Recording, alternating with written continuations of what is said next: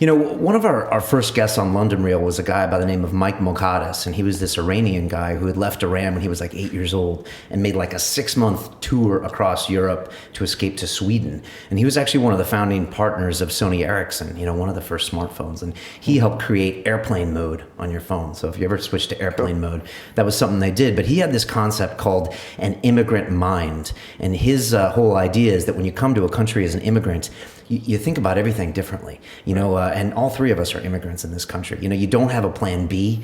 You're willing to do things you wouldn't normally do in your country. Your pride goes out the window. You'll drive a cab if you have to. And you also, I think you see holes in like the London scene where other people just, notice, oh yeah, that's the way it works. The tube doesn't run at night. You can't get a taxi on a mobile phone. The NHS is this way. Right. And I was just thinking about that today because we're all kind of in that pool. And, Ivan, I was wondering, for you as a guy who wasn't born in London, do you think that gives you kind of a different way of looking at things, or has that helped you as an entrepreneur? Definitely. I mean, this immigrant mind that you just mentioned, I feel like I have that, right? And my journey wasn't quite the same as a 6-month trek to get here. But the day we left was the day the tanks rolled into Moscow, and the White House, the Russian White House, got fired on. And it was the whole perestroika happening. Communism was collapsing. There was a revolution going on, basically. And my mother said that was it, time to get out. So she took me, we picked up, we moved here. I saw cornflakes and yogurt for the first time. Like that didn't exist. We went to the corner store and we landed and we saw all this stuff. We're like, whoa, what is that, right? And then she worked and I worked my way through the education system, basically. And you start off as someone who doesn't speak English, and it's hard. You don't fit in. Nobody really kind of helps, especially back then. Now London is a multicultural community. People are welcomed here. Back then, we were kind of the odd ones out. And so I picked up the language, and I went through international schools, and I got into kind of the standard British system. I was the first Russian guy to get a King's Scholarship to Eton. And I basically just kept going, And the other thing is, I reckon it's easier for us to fit into all sorts of social circles. And I don't know if you find the same thing.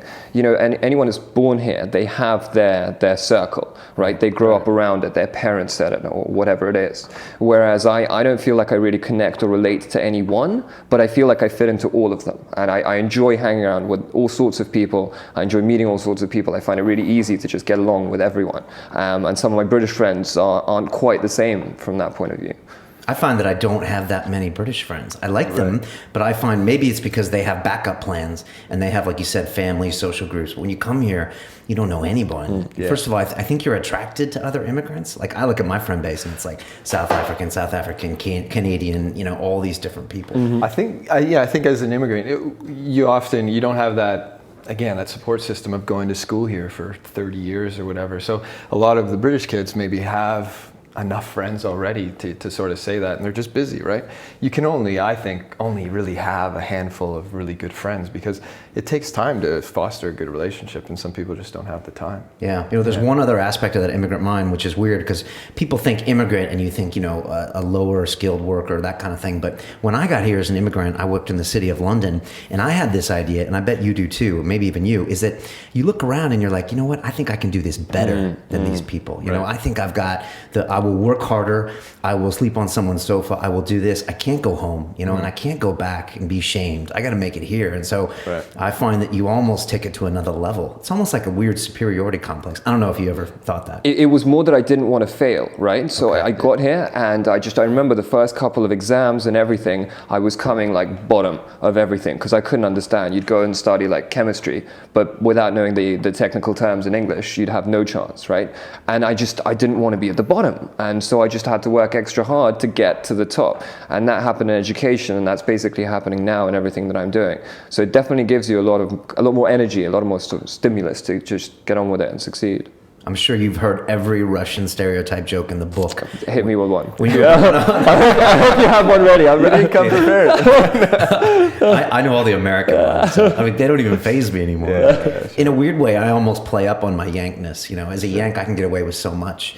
and maybe you can as an immigrant. But I mean, like you said, you were here back in the day, but now it's such a multicultural city, you know. But back in when you were here, what, 20 years ago? Yeah, 22 now. Yeah. Then it was crazy, right? quite unique, and you wouldn't hear Russian being spoken on the sidewalk. Here, you'll hear it. You'll hear so many languages. Yeah. I mean, now actually, so around Central, around West, probably 1 in 10 people are Russian. You walk around, on my walk home, 20-minute walk, I probably see 4 or 5 families wandering around, all speaking Russian. So it's changed a lot, you know, compared to what's what. I think it's one of the only multicultural capitals in the world. I've lived in New York, and I love New York, but when people get to New York, especially as immigrants, they want to be Americans. Like, they assimilate really fast. Like, your taxi driver from Niger, he'll be like, I'm American, and I'm like, how long have you been here? 6 months! And it's like, but here, I think everyone keeps their individuality. You know, the women rocking the burqas in Knightsbridge, they don't care that, you know, people are doing this, and I don't know, it's nice that way. Toronto is hugely multicultural as well, but they're even more segregated, I think. In Toronto, it was like Greek town and Little Italy, and they just really sort of separate. They don't intermingle as much as I find here. I find it here, it's very much kind of just, you're just here. You need at least 10 investments, right? Because otherwise the risks involved is just not sustainable. So firstly, before that, you have to have, this money has to be losable, right? It can't be money, you know, it can't be money that your quality of life depends on. Right, because then your emotions are going to be totally skewed in terms of your involvement with these companies. Trader from the city. Exactly. Exactly what a city trader is.